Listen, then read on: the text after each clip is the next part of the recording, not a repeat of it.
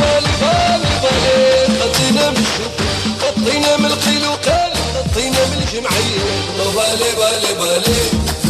kulanti waxaan oo wanaagsan saaxiibayaal ku soo dhawaada muuqaal cusub oo idinkaga hen dhankaas iyo Bollywood muuqaalka maanta waxaanu ku eegi doonaa Salmaan Khan nasiibka ma u hiiliyay mise uu ka soo horjeeda marka filimadiisa bisha December la daawado jilaagan caanka ah Salmaan Khan waxaa tiyaatarada u saaran tobanka tiri oo ku dhow inuu guul dareysto filimkan tirishadiisa koowaad oo ay tahay Sanakshi Sinha taxanaha tobanka qaybtiisa saddexaad hadaba waxaan idin haynaa Salmaan Khan inta filim ee Blockbuster u noqotay bisha December ee tiyaatarada loo soo saaro ama box office-ka loo soo geliyay meen biyaarkiya waxaa tiyaatarka la soo saaray 29 December 1998 filimkan isaga wuxuu u noqday Blockbuster Baghi oo tiyaatarka la soo saaray 11 December 1990 isaga wuxuu u noqday filimkan dhexdhexaad hidna ma ahan flopna ma noqon sangadil sana waxaa isna tiyaatarka la soo saaray 16 December 1994 inkastoo filimkan uu flop ka noqday Apollo isna 8 December 2006 tiyaatarka la soo saaray ayaa isna flop ka noqday Salmaan Khan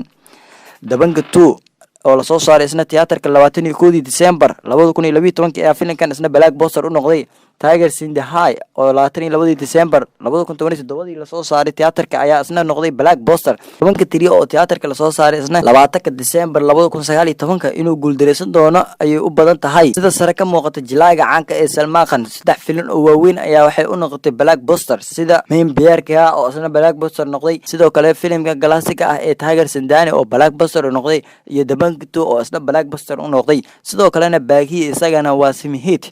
sidaa darteed Salmaan Khan bisha December 7 filim ayaa tiyaatarada caalamka loo soo saaray waxaana hit u noqday 4 filim taas oo ka dhigan filimadiisa bisha December la daawaday badankood in ay guuleysteen haddii ay tahay markii ugu horeysa soo booqato channelkan please subscribe sar gambaleelkana furo si ay ku soo gaaraan muuqaalada aad ku xiiso badan